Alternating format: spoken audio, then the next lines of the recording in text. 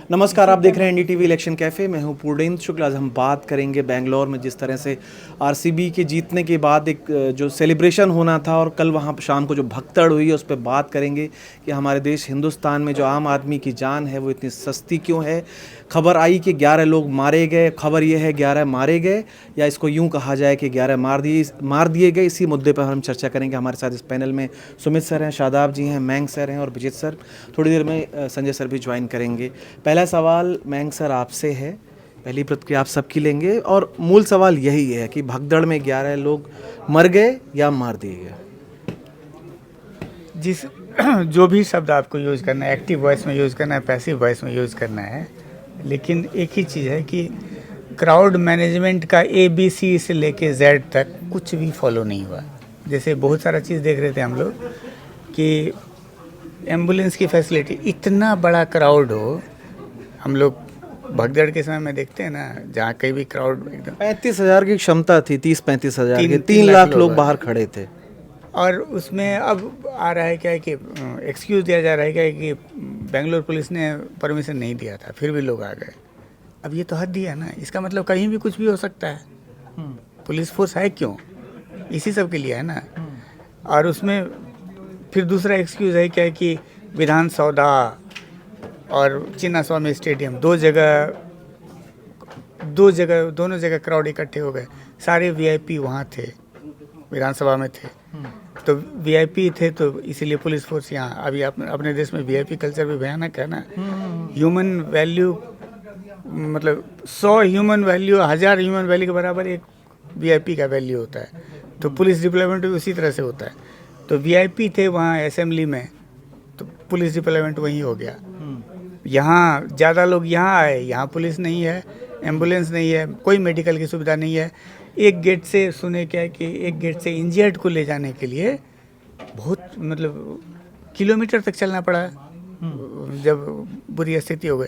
तो एक ही चीज़ कि कोई भी नॉर्म, क्राउड मैनेजमेंट का एक भी नॉर्म फॉलो नहीं हुआ। आप जिसको ब्लेम करना होगा, जल्दी कर लिया, RCB ने कर लिया, क्रिकेट एसोसिएशन ने कर लिया या BCCI ने कर लिया, लेकिन क्राउड मैनेजमेंट स्टेट गवर्नमेंट की जिम्मेदारी होती है। और अगर बिना परमिशन का हो गया तो भी अजूबा है, और परमिशन के साथ अगर हुआ तो भी अजूबा है। किसी भी हालत में आप देखें तो बिग फेलियर कहा जाएगा और कुछ नहीं। शादाब जी, कुंभ में भगदड़ हुई, लोग मारे गए। फिर नई दिल्ली रेलवे स्टेशन पे भगदड़ हुई, लोग मारे गए। कांग्रेस ने इस्तीफे मांगे, योगी के मांगे, मुख्यमंत्री योगी के, यहाँ पे रेल मंत्री वैष्णव के। बेंगलोर में जो भगदड़ हुई है उस पर जवाबदेही कौन होगी, उस पर सजा किसको मिलेगी? क्या माफ़ी मांगना काफ़ी है 11 जान के बदले? देखिए जो राजनीतिक दल का चरित्र है, अगर आप देखें इस देश में, तो अभी आप देखिए कि भाजपा तमाम सवाल उठा रही है। कल मुख्यमंत्री सिद्धारमैया की जो प्रेस कॉन्फ्रेंस थी, उन्होंने कुंभ का एग्जाम्पल दे दिया कि भाई कुंभ में हुई थी। तो सवाल ये है कि ये जो पॉलिटिकल एक दूसरे के ऊपर जो आरोप लगा दिया जाता है और मामला ठंडे बस्ते में चला जाता है, ये मतलब देश के लिए दुर्भाग्यपूर्ण है। देखिए, ये सही है कि ये 130 करोड़ का देश है। इसमें पब्लिक कितनी आ जाएगी, इसका हाँ, यहाँ 144 करोड़ बैंक जी कह रहे हैं कि आबादी बढ़ रही है। नहीं शादाब जी, ये एक्सक्यूज नहीं चलेगा कि जनता ज्यादा है तो आप संभाल नहीं पाए। ये तो भाई जवाबदेही होगी ना, फेलियर किसी का है। उसमें यह है कि एडमिनिस्ट्रेशन को उसका पूरा इंतजाम करना चाहिए, उसकी जिम्मेदारी बनती है। अभी मुझे घटना याद आ रही है कि एक बाबा के सत्संग में 100 से ज़्यादा लोग मर गए। और वाली बात कर रहे हैं। और आपको जान के सरप्राइज होगा कि वो बाबा आज तक फ्री हैं, उनके खिलाफ जो है वो कोई कड़ी कानूनी कार्रवाई नहीं हो पाई। तो सवाल ये है कि जब इस देश में आप उदाहरण प्रस्तुत नहीं करेंगे, अभी आपने रेलवे स्टेशन पे देखा कि कुंभ जाने के दौरान कितने लोग जो किन बुरी परिस्थितियों में कुचले गए, लेकिन क्या वैसी कार्रवाई हो पाई? क्या जो जिम्मेदार थे उनको सज़ा मिल पाई? तो सवाल ये है कि जब तक आप नज़ीर नहीं बनाएंगे, आप जब तक सज़ा नहीं देंगे, आप जो दोषी हैं उन पर कार्रवाई नहीं करेंगे, तब तक जो है ये मामला नहीं सुधरेगा। दूसरी बात ये है कि देखिए, इसमें जो सरकारें हैं या जो राजनीतिक दल हैं, उनको भी इसमें जो है मुझे लगता है कि जो सिंसियर वो है, सिंसियरिटी दिखाना चाहिए। सिर्फ राजनीतिक आरोप प्रत्यारोप से काम नहीं चलेगा कि भाजपा कांग्रेस पर आरोप लगा दे, कांग्रेस भाजपा पे आरोप लगा दे। सवाल ये है कि जैसा मयंक जी ने जो मूल मुद्दा उठाया कि जो क्राउड मैनेजमेंट है वो इस देश में क्यों फेल हो जाता है, किसी बाबा के सत्संग में फेल हो जाता है, रेलवे स्टेशन में फेल हो जाता है, क्रिकेट मैच के दौरान फेल हो जाता है। तो जो मूल विषय है मुझे लगता है कि उस पर जो है सभी सरकारों को सोचना आगे चाहिए। आएंगे आपके पास, अभी तो 2 मिनट वाला राउंड है। संजय सर से बात करते हैं। संजय सर, कल की घटना हुई, सवाल ये है कि भगदड़ में 11 लोग मारे गए या मार दिए गए, और जब भी इस तरह की घटनाएं होती हैं, शादाब जी ने जैसा जिक्र किया, कोई नज़ीर नहीं है कि भी अकाउंटेबल कौन होगा, कौन है उसका जिम्मेदार, और सज़ा मिलनी चाहिए या सिर्फ माफ़ी मांगना काफ़ी होगा। भाई कांग्रेस तो माफ़ी मांग रही थी ना योगी जी का, अश्विनी वैष्णव का, जब उनकी तो खुद की सरकार है वहाँ पे। देखिए, मुश्किल ये होती है कि जब इस तरह की कोई चीज़ होती है तो बड़ी राजनीतिक सी बात हो जाती है। एक तो मतलब ये इतना हृदय विदारक है कि एक बहुत ही जश्न का एक माहौल और इस तरह से परिवर्तित हो जाए। वो कौन लोग थे? वो हमारे आपके जैसे सामान्य लोग थे जो किसी उत्साह में घर से निकले और जा कर के कि आज हमारी टीम जीती है, हमारा उस टीम के साथ अफिलिएशन है। जबकि आप ऐसे भी देखेंगे तो टीम में प्लेयर जो हैं अलग अलग जगह के अलग अलग तरह के होते हैं। अब इसमें सबसे जो मुश्किल किसी को लगता है कि ये मैं नहीं जानता था, हमें नहीं पता था, पुलिस ने परमिशन नहीं दिया था, ये कहाँ से आ गए, कौन आ गए, और अंत में जो वो है कि अकाउंटेबिलिटी फिक्स करने की बात। अब अकाउंटेबिलिटी किसकी फिक्स हो और कैसे फिक्स हो? अगर आरसीबी ने ये किया है तो आरसीबी का जो प्रबंधन है कि आरसीबी ने अपना जिस तरह से भी अनाउंस किया, और कैसे नहीं कोई एक्सपेक्ट करता है कि वहाँ 5 लाख लोग नहीं आएंगे। विराट कोहली रणजी ट्रॉफी का मैच खेलने आए थे तो संख्या वो हज़ारों में लोग चले गए थे मैच देखने, और लोगों को पता है कि बहुत लंबे समय तक विराट कोहली अब खेलने के लिए नहीं दिखेंगे और बहुत बड़ा एक मोमेंट है, 18 साल का इंतजार है। तो संख्या 2 लाख, 4 लाख, 5 लाख जहाँ टिकट नहीं है वहाँ संख्या होगी ही होगी। तो इसलिए मुश्किल ये है कि इसकी अकाउंटेबिलिटी आप पॉलिटिकल तरह से फिक्स करते हैं, एडमिनिस्ट्रेटिव तरीके से फिक्स करते हैं, किसी और तरीके से फिक्स करते हैं, लेकिन वो होगी नहीं, क्योंकि इतने सारे हैं ना, पासिंग द बक, वो वहाँ पे चला जाएगा। ये एक बहुत ज़रूरी चीज़ है कि जो पॉपुलर आउटरेज है जो इस समय है या गम है, वो जाकर के वहाँ पे रिफ्लेक्ट करे। ये खिलाड़ी लोग भी जो हैं इनके तरफ से भी ये बनता है कि हर समय कूद करके भाई आप भी अपने टीम को समझाओ, या बाकी ऐसा कुछ होता है तो कहो कि इस तरह की चीज़ नहीं होगी। एडमिनिस्ट्रेशन का लैप्स तो आप कहेंगे कि वो है, लेकिन इसमें बियॉन्ड एडमिनिस्ट्रेशन भी बहुत सारे लैप्सेस हैं। समझ रहे हैं कि सबसे आसान होता है मुख्यमंत्री, लेकिन वो टीम क्या है, बाकी चीज़ें क्या हैं, बाकी लोग कौन हैं, कहाँ हैं, उनके ऊपर भी वो बात आनी चाहिए, चाहे वो कितना भी बड़ा नाम हो या कितनी भी बड़ी संस्था हो। सुमित सर, ये जैसे शादाब जी ने एक अच्छा मुद्दा उठाया, इस तरह की घटना होंगी, पॉलिटिकल पार्टियां एक दूसरे पे मतलब वो कहेंगे कि आपने किया, वो आपको पुराना याद दिलाएंगे कि भाई कुंभ में आपके टाइम पे हुआ था, आप वहाँ फेल्योर हुआ था, एक दूसरे पे इस तरह से वॉट अबाउटरी जिसको हम कहते हैं। क्या इससे ये बच जाते हैं? क्या आम लोगों की जान ही हमारे देश में इतनी सस्ती है कि कोई सज़ा नहीं मिलेगी, किसी कोई जिम्मेदार नहीं ठहरा जाएगा? ये बता रहे हैं कि पुरानी घटना में वो जो अक्यूज थे उन पे कोई ऐसी कड़ी कार्रवाई नहीं हुई, हाथरस का एग्जांपल दे रहे थे शादाब जी। बात बिल्कुल ठीक है। जितनी भी भगदड़ की घटनाएं घटी हैं, हो सकता है कि मेरे परिवार के व्यक्तियों की हताहत हुए हों। एक भी नेता का बेटा परिवार का कोई हताहत होता है कभी? एक भी वीआईपी के परिवार के कोई बच्चे, कोई रिश्तेदार, कोई जानकार जिनको वीआईपी पास मिलते हैं, क्या किसी भी घटना में, चाहे वो महाराजा का दरबार हो, चाहे कुंभ का मेला हो, चाहे बेंगलोर की बात हो, कोई मरता है क्या? नहीं मरता है। आम हिंदुस्तानी मरता है, और उसकी बहुत बड़ी वजह यह है कि आधा सिस्टम जो होता है जहाँ पर इस तरह का आयोजन होता है वो वीवीआईपी सेवा में लगा होता है। यही चीज़ कल बेंगलुरु में हुई। आपने खिलाड़ियों को, मुख्यमंत्री को, उप मुख्यमंत्री को, गवर्नर को, विधानसौधा और चिन्ना स्वामी स्टेडियम में 3 किलोमीटर का अंतर है, एक सड़क जाती है। अगर आप बेंगलोर में गए हैं तो उस रोड को अगर आप खाली कर देंगे तो पब्लिक कहाँ जाएगी? आपने रोड रोक दी कि वीवीआई, क्योंकि डीके शिव कुमार यहाँ भी थे, डीके शिव कुमार वहाँ भी थे, विधानसौधा में भी थे, चिन्ना स्वामी भी थे, डीके शिव कुमार वहाँ भी थे जब एयरपोर्ट पे रिसीव किया उन्होंने 2, सवा 2, 2:30 बजे। ये पूरी घटना 2 से 5:30 बजे के बीच की है, और मेन जो क्योस हुआ वो 4:45 से 5:15 के बीच चिन्ना स्वामी के बाहर हुआ। और वहाँ पे इतनी भीड़ थी और किसको रोकने का कोई इंतज़ाम नहीं था, क्योंकि मैं वही कह रहा हूँ कि जितनी पुलिस थी, मैं ये आश्चर्य की बात है, एक अपने देश का साइबर कैपिटल, आप सर्विलांस नहीं कर रहे थे, आपके पास ड्रोन्स नहीं थे, आपके पास सीसीटीवी नहीं था, आपको नहीं पता लग रहा है कि 40,000 की स्टेडियम में 2.5-3 लाख लोग मूव कर रहे हैं शहर के चारों तरफ से, और ये रात भर से मूवमेंट चल रहा था। जब रात को 12 बजे टीम जीती है तब से सेलिब्रेशन सड़कों पे चल रहा था, और जब सुबह 6 बजे 7 बजे आरसीबी ने ट्वीट कर दिया कि विक्ट्री परेड होगी तो पब्लिक चलने लगी विक्ट्री परेड के लिए कि एयरपोर्ट से आएंगे और स्टेडियम तक जाएंगे, हम रास्ते में खड़े रहेंगे, हम हाथ हिलाएंगे, फोटो खिंचाएंगे। ये पूरी तरीके से आरसीबी की गलती, जो कि जिसका ये आयोजन था, उसके मालिक को तो तुरंत गिरफ्तार करना चाहिए। आरसीबी फ्रेंचाइजी का जो भी ओनर है आज की राजनीति में, विजय माल्या तो अब नहीं बचे मेरे ख्याल से, उनकी तस्वीर जरूर वहां दिख रही थी, पर जो भी ओनर है उनकी सबसे बड़ी जिम्मेदारी, दूसरी जिम्मेदारी मुख्यमंत्री और गृह मंत्री की है। मुख्यमंत्री ये कहकर नहीं बच सकते कि हमने 10 लाख रुपए दे दिए और काम खत्म हो गया। मुख्यमंत्री, उप मुख्यमंत्री, गृह मंत्री, मतलब सरकार की बात कर रहा हूं मैं, किसी एक इंडिविजुअल नहीं। इन तीनों चारों चेहरों की जिम्मेदारी बनती है कि ये कैसे हुआ, और अगर इनके इस्तीफे होते हैं तो जितने पास में घटनाएं घटी हैं, चाहे किसी भी राज्य में क्यों ना घटी हो, उनको भी ये मानक स्थापित करना पड़ेगा कि इन्होंने जिम्मेदारी ली है तो हम भी जिम्मेदारी लेंगे, क्योंकि एक नहीं लेता है तो दूसरा नहीं लेता। और इसीलिए टोपी ट्रांसफर के खेल में सब बच जाते हैं, मरते हैं हमारा आपके चाचा, बुआ, फूफा, मामा, और वो उनके घर में क्योस मच जाता है।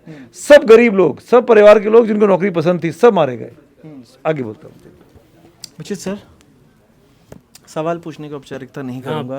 पूछिए। मूल सवाल वही है कि हमारी जान इतनी सस्ती क्यों है? हमारी जान सस्ती है, और सस्ती इसलिए है, आप ये बताइए कि भगदड़ किसी भी राज्य में हो, आखिर में जो सुमित जी ने कहा कि अगर ये इस्तीफा देते हैं तो दूसरे राज्यों में मानक बने, ऐसा कोई स्टैंडर्ड नहीं बनेगा, क्योंकि न 9 मन तेल होगा, न राधा नाचेगी, न सिद्धारमैया इस्तीफा देंगे, न दूसरी जगहों पर भगदड़ हुई वहाँ कोई इस्तीफा देगा। आज तक इस देश में तमाम भगदड़ हुई, यहाँ तो 11 लोग मरे, इससे बहुत ज़्यादा लोग मरे होंगे दूसरे समय में भी। आप 1952 से लेकर के आज तक इस देश ने 13-14 चुनाव देख लिए, कौन सा ऐसा चुनाव है जो इस तरह के सवाल कभी उसमें मुद्दा बने हों? कोई ऐसा चुनाव है? कभी याद है कि लोगों की जान चली जाती है किस तरह भीड़ भाड़ में, वो भी एक चुनाव का मुद्दा हो सकता है? कभी नहीं। जब इस देश के लोग भी, मैं एक बात ये लोग की नहीं, मैं अपनी ही बात करता हूँ एक नागरिक के रूप में, जब हम वोट देते समय ये देखते हैं कि हमारी जाति क्या है, हमारा धर्म क्या है, हमारी कौम क्या है, हमारी भाषा क्या है, तो फिर हमें उन्हीं सवालों पर जवाबदेही तय करनी होगी नेताओं से, क्योंकि ऐसे सवाल पर नेता भी कभी नहीं जानते, एक नेता भी अच्छे से जानते हैं जो चुनावी राजनीति में हैं कि कोई मतलब नहीं है। जब वो चुनाव में जाएंगे तो ये मुद्दा न जनता उठाएगी न वो उठाएंगे, अगर उठाएंगे भी तो कोई विपक्षी दूसरे को सिर्फ चिढ़ाने के लिए उठाएगा, इसलिए नहीं उठाएगा कि इसका कोई सम्यक समाधान हो। दूसरी बात कि हमारे देश में शायद आज भी, हम आज़ाद तो हो गए 1947 में, 78 साल हो गए, लेकिन अभी भी शायद सामंती सोच है जिसमें आम आदमी की ज़िंदगी की कोई कीमत नहीं है। और इसी का नतीजा है कि हम, आम आदमी मरता है या जीता है, उसको लेकर के सिर्फ संवेदना का दिखावा होता है, वो संवेदना कभी सामने नहीं आती।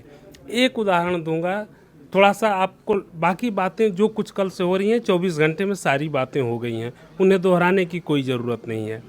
इटली के 2 फौजी थे, उन्होंने केरल में मछुआरों को गोली मार दी थी और उस पर सवाल बवाला मचा, और इटली की सरकार, उसने हमारे देश में प्रेशर बना करके अपने दोनों जवानों को बचा लिया था, क्योंकि उनके लिए अपने एक फौजी की कीमत भी बड़ी अहम है।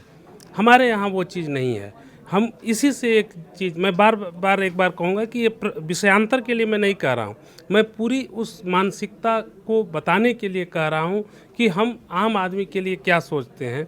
जब मनमोहन सिंह की सरकार थी, सोनिया गांधी चाहती थी कि राइट टू फूड आए, भोजन का अधिकार, और ये बात वाकई बहुत ज़रूरी थी कि आज़ादी के 60 साल बाद अगर इस देश में लोगों को भोजन का अधिकार न हो, आदमी भूखे पेट सोने के लिए मजबूर हो और उसे खाना ही न मिले, और एक उसके लिए कानून बन रहा हो, और उस कानून में अड़ंगा अगर इस देश के कृषि मंत्री और प्रधानमंत्री ही नहीं चाहते हों कि ये बने, और फिर भी वो चीज़ बनाने के लिए अगर लड़ना पड़ रहा हो, तो इससे आप समझ सकते हैं कि हम यूरोप या अमेरिका या दूसरे देशों की तुलना में अपने लोगों के आम आदमी के जीवन के बारे में क्या सोचते हैं।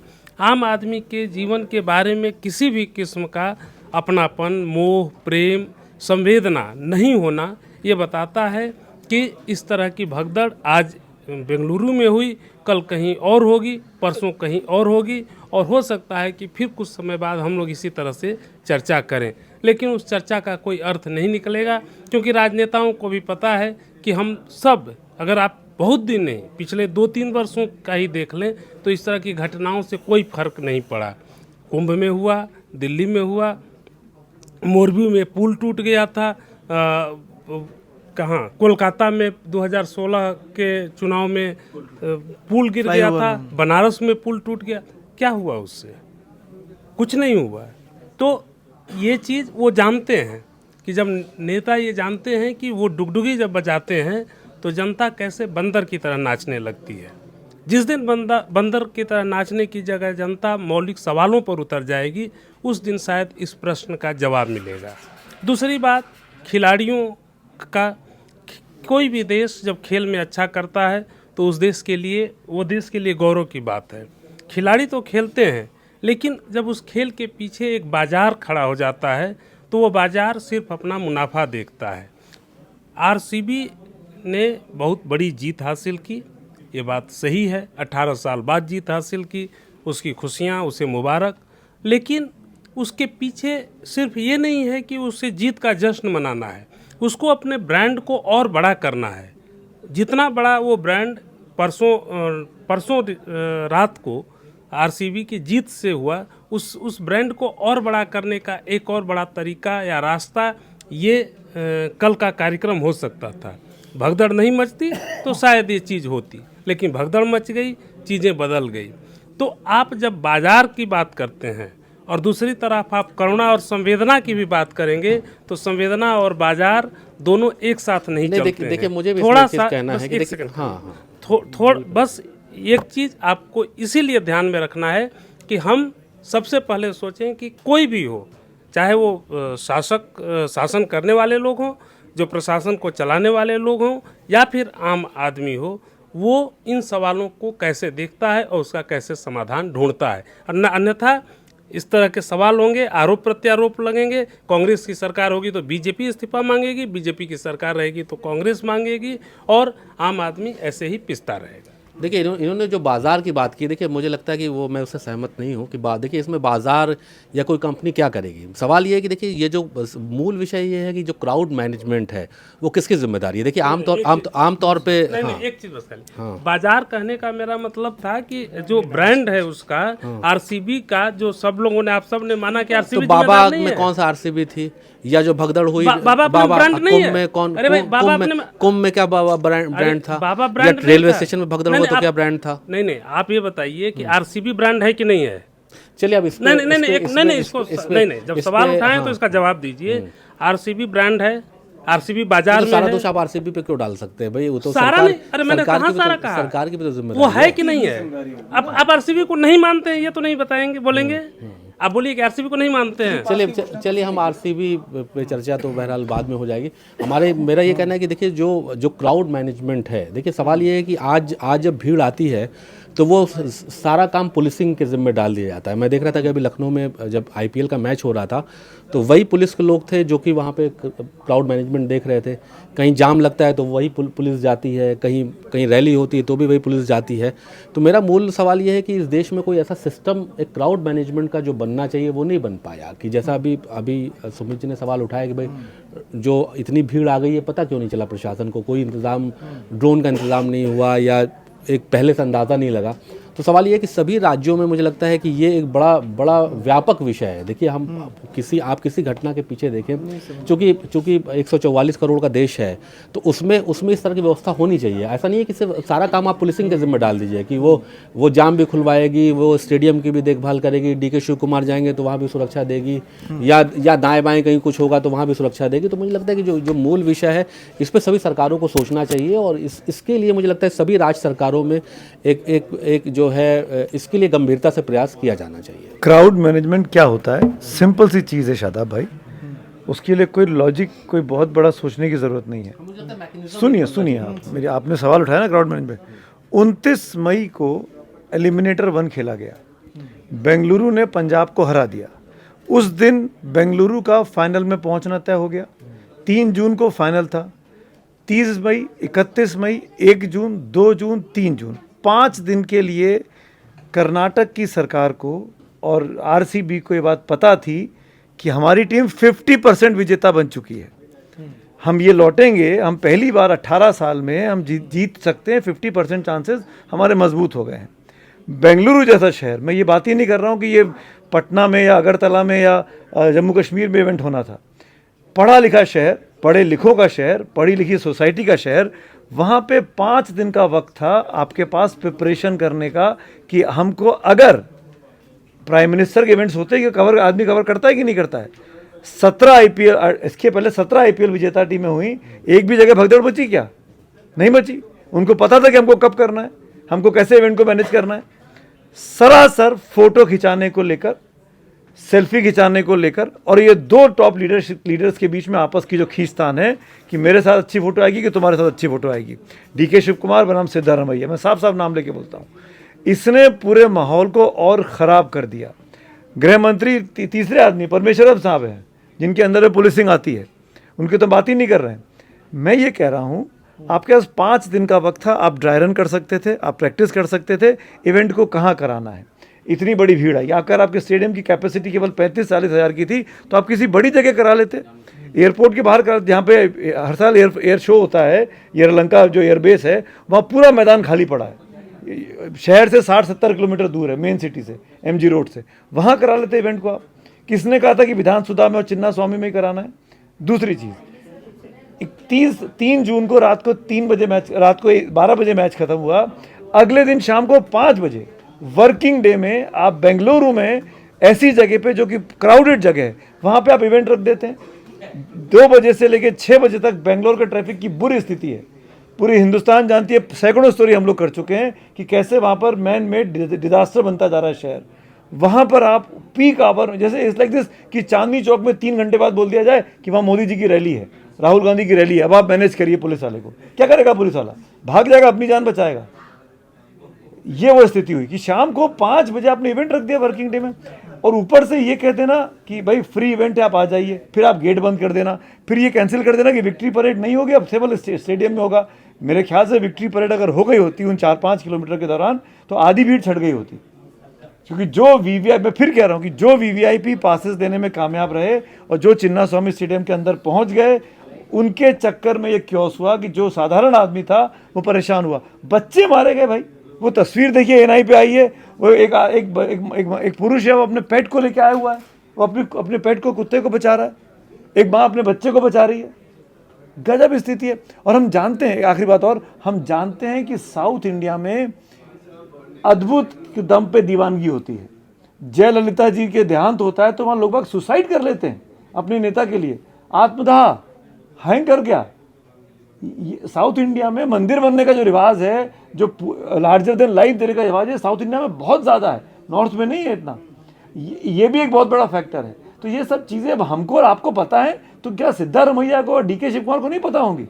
क्या कर रहे थे ये लोग? फोटो खिंचा रहे थे वहाँ खड़े होकर। मतलब इनको तो माफ़ किया ही नहीं जा सकता है। सुमित के मैं आपके मतलब सवाल के बगैर आ रहा हूँ। सुमित के आउटरीच से मैं पूरी तरह सहमत हूँ।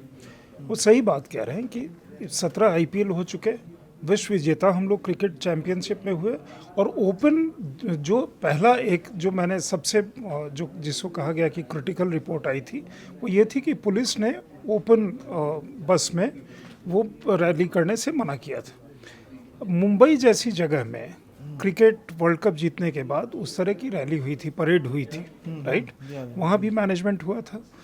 अब यहाँ आकर के हमको जब पता है कि इतना पैशन हाई है, और पैशन के साथ देखिए हर चीज़ स्टार का मतलब faces, recognisable faces, Virat Kohli बहुत बड़े फेस हैं, उनके साथ बहुत सारी चीज़ें आती हैं।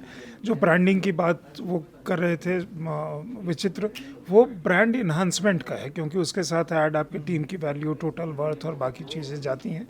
इसका पहले से टेलीकास्ट भी मैंने देखा कि वो जो चैनल पहले इसका मैच का ब्रॉडकास्ट कर रहे थे, इसका लाइव टेलीकास्ट का भी उन्होंने इंतजाम किया हुआ था। अब इशू ये है कि अगर सही में आप एक पीक समय में, क्योंकि वो शहर के बिल्कुल हार्ट में है, बीचों बीच है मतलब चिन्ना स्वामी स्टेडियम, उस समय में इस तरह का अगर जलसा होगा और फ्री छोड़ा जाएगा, हो सकता है कि वो 3 दिन बाद अगर बेटर ऑर्गेनाइज करके करते तो किसी दिन और करते। अच्छा, ये भी क्या है कि वहाँ भी तुम ही फेलिसिटेट कर लो, यहाँ भी तुम ही कर लो, यहाँ भी 3 जगह जा कर के क्या करेंगे। वहाँ के कारण वो जो राजनीतिक बात आती है उसके कारण आती है।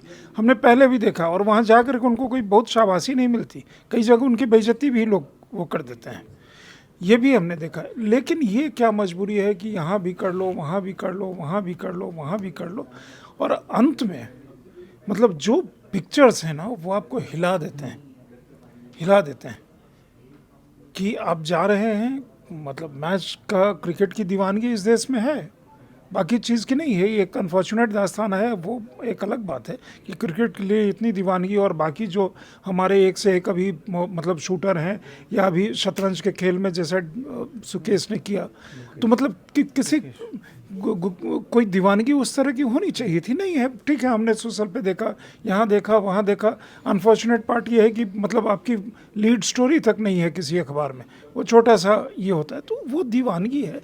हमें स्टेट को भी और साथ में जो टीम मैनेजमेंट थी, इन दोनों को सोच विचार के ये करना था। इंडिविजुअल पे अकाउंटेबिलिटी सुमित काफ़ी कुछ कह चुके, मैं उस पर आगे ऐड नहीं करना चाहता। वो कहीं पे जा कर के वो फिक्स होनी होगी, लेकिन चूंकि ये इतना बड़ा दायरा आपने खोल दिया है ना कि वो होता नहीं। शास्त्री जी ने रेल दुर्घटना के बाद रिज़ाइन किया, क्या वो प्रेसिडेंट बना? नहीं बना। नीतीश कुमार ने गैसल की घटना के बाद रिज़ाइन किया था, क्या वो प्रेसिडेंट बना? नहीं बना। और जहाँ पॉलिटिक्स में आप होते ही हैं पावर के लिए, कोई भी सेवा का भाव और ये सब, मतलब कोई भी राजनीति में या राजनीतिक पार्टी में होता है तो सत्ता के लिए होता है, सत्ता हासिल के, उसमें सारे खेल किए जाते हैं। तो इस्तीफ़ा मांगना और इस्तीफ़ा किसी का होना, ये तो मैं मान के ही नहीं चलता कि ये होने वाला है।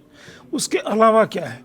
उसके अलावा हमारे आपके कंडेमनेशन से या हर घटना के बाद जिक्र करने से शायद फ़र्क ये पड़ता है कि कहीं कोई सुन रहा होगा, कहीं किसी को लगेगा कि यार इस बार ये होना है तो पिछले बार वहाँ पे ऐसा हुआ था, तो थोड़ी सी तैयारी कर लो, यही फ़र्क पड़ता है। थैंक्स सर, बस आखिरी में आपसे करके फिर कंक्लूड करेंगे। एक तो ये जो चीज़ें हैं कि मजिस्ट्रेट जांच की इंक्वायरी की है, अब मजिस्ट्रेट तो सरकार के ऑलरेडी इतने दबाव में होता है, उसकी जांच की निष्पक्षता पे सवाल उठेंगे, पहली बात। और दूसरी बात कि इस साल ही हमने 3 बड़ी घटनाएं देख ली भगदड़ की, जिसमें लोगों की जान गई है। बार बार हो रही इस तरह की घटनाओं पे क्या कोई एक चीज़ मैं और कहूँ, अल्लू अर्जुन वाले केस में जो भगदड़, मतलब शायद उसका भी आप जिक्र करते, हैदराबाद में उसमें केस हुआ, वो कुछ दिन के लिए उनको जेल में डाला गया, बड़ी सुर्खियां बनी, उसके बाद क्या? तो कुछ एसओपी बने, कुछ उसको लेकर के एक जो पूरे पैन इंडिया लेवल पे, क्योंकि जैसा आपने आंकड़ा बताया इस समय 144 करोड़ हैं हम, इतने सारे रिलीजियस कहीं ना कहीं कुछ ना कुछ पर्व मन रहा होता है, कहीं कुछ खेल का आयोजन हो रहा होता है। अब जैसे ये जो होम मिनिस्टर हैं वहाँ के, उन्होंने आंकड़ा बताया एक बेंगलोर मेट्रो का कि 9 लाख के तकरीबन टिकट बिके हैं उस दिन। मतलब उससे एक अंदाज़ा लगना शुरू हो गया था कि किस तरह की भीड़, अगर वो एवरेज से इतनी ज़्यादा हो रही थी तो वो मेट्रो पकड़ के लोग कहाँ जा रहे थे? क्या एक तंत्र को, जो वहाँ का सिस्टम था, उसको ये आंकड़े पता नहीं थे? क्या उसको इस बात का अंदाज़ा बिल्कुल नहीं था, या वो मान के बैठा था कि सब अच्छा होगा, कहीं कोई दुर्घटना नहीं होगी, सब अपने आप सही हो जाएगा? सुमित जी ने एक बड़ी अच्छी बात कही कि crowd management, cyber city, drone वगैरह का, और बहुत दिन से बात हो रही है, 2008 से लेके सुप्रीम कोर्ट में केस भी लड़ा गया कि पुलिस फोर्स का मॉडर्नाइजेशन होना चाहिए, और इस पे किसी का ध्यान नहीं है, किसी का ध्यान नहीं है। जो उस समय जो रूलिंग पार्टी थी, और उस रूलिंग पार्टी को जिसने रिप्लेस किया है, लीस्ट बॉदर्ड की पुलिसिंग। अब पुलिस फोर्स ग्राउंड पे दिखे, खाकी वर्दी दिखे, तभी आदमी ठीक रहेगा, ऐसा नहीं है। सर्वेलेंस हो सकता है पुलिस फोर्स में। अब सुनते हैं कि लंदन वगैरह में, हम नहीं गए हैं, लंदन वगैरह में पुलिसिंग टेक्नोलॉजी से होता है, वहाँ इतने लोग ही नहीं है कि सब जगह दिखे। तो पुलिस फोर्स को इवॉल्व करने की, क्राउड मैनेजमेंट की इन्होंने बात की, इस सब को एकदम अलग तरह से देखने की ज़रूरत है। मजिस्ट्रियल जांच होगी, ये सब खाना पूर्ति है। हम आपको समझाने के लिए तो 2 महीने के बाद हमको एक बार फिर से ही मौका मिलेगा इसको रिविजिट करने का, जब मजिस्ट्रियल पैनल का या किसी हाई कोर्ट के जज के द्वारा या हालांकि मामला हाई कोर्ट में पहुंच चुका है और 10 जून को फिर सुनवाई है इस पे। ये सब जो है रूटीन प्रोसीजर है, हमारे देश में होता ही है वो सब। और हम लोग जब फैसला आता है तो उसके बाद फिर हम लोग एक बार फिर बहस करते हैं, फिर हम लोग भी भूल जाते हैं, देश भी भूल जाता है। लेकिन वो कुछ बेसिक सवाल है जिसको अगर एड्रेस नहीं किया जाएगा तो ये इस तरह की घटना होती रहेगी। या तो हम लोग खुद ही समझदार होंगे कि चलो भाई डिस्पाइट द गवर्नमेंट वाला, जैसे राहुल बजाज बोलते थे क्या कि इंडिया में industry despite the government grow कर गया, उसी तरह क्राउड जो है हमारे आपके जैसे लोग हैं, डिस्पाइट द गवर्नमेंट ऐसे ही रहेगी। हम अगर हमारे अंदर ये भाव जब जिस दिन आ जाएगा अपने आप ठीक हो जाएगा। जब तक हम सोचते रहेंगे कि ये हमारे लिए बने, हमारी सुविधा के लिए बने हैं, ये सबसे बड़ी गलतफहमी तो हमारी यही है। वो अपनी सुविधा के लिए बने हैं, वो अपना सत्ता चलाने के लिए बने हैं, हम लोग अपने हाल पे हैं, क्योंकि बेसिक चीज़ को किसी सरकार ने आज तक फिक्स नहीं किया है। आप एम्स चले जाइए, किसी सरकारी हॉस्पिटल में चले जाइए, क्या हालत है देख लीजिए। थाना चले जाइए, क्या हालत है वहाँ देख लीजिए। पुलिसिंग जैसा होता है वहाँ देख लीजिए।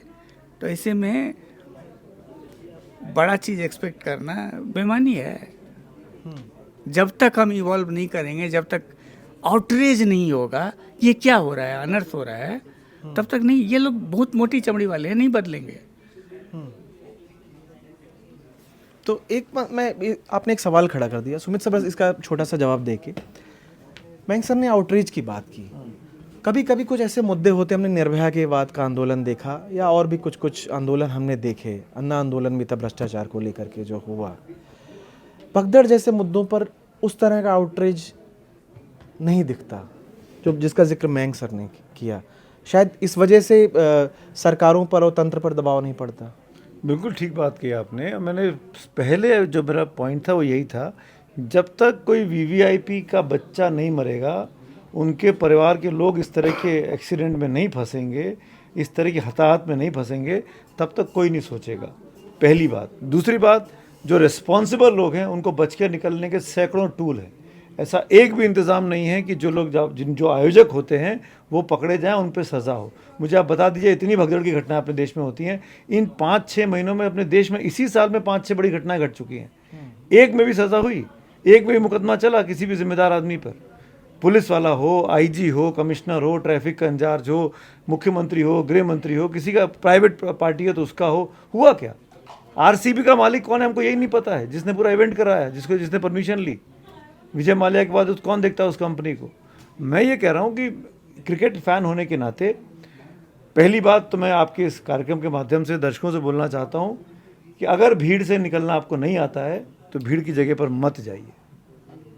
सिनेमा हॉल भी भीड़ की जगह है। मैं पहले बता दूं, सिनेमा हॉल में जहाँ 300-400 लोग बैठते हैं वो भी भीड़ की जगह है, क्योंकि आजकल सिनेमा हॉल सिंगल स्क्रीन तो बचे नहीं है, मल्टी स्क्रीन हो गए। मॉल में होते हैं नॉर्मली। मॉल में अभी मैं एक घटना का जिक्र कर दूं, 2 दिन पहले की खबर है, पुणे के एक मॉल में अक्षय कुमार गए थे और वहां भगदड़ की स्थिति हो गई, उनको हाथ जोड़ के निवेदन करना पड़ा लोगों से। बिल्कुल, मैं वही कह रहा हूँ कि जैसे कोविड आया, हमने पब्लिक को हाइजीन क्या होती है सिखाई कि हाथ धोइए, मास्क लगाइए, किसी से मिलिए मत, जहाँ बैठते हैं उसको साफ सुथरा रखिए।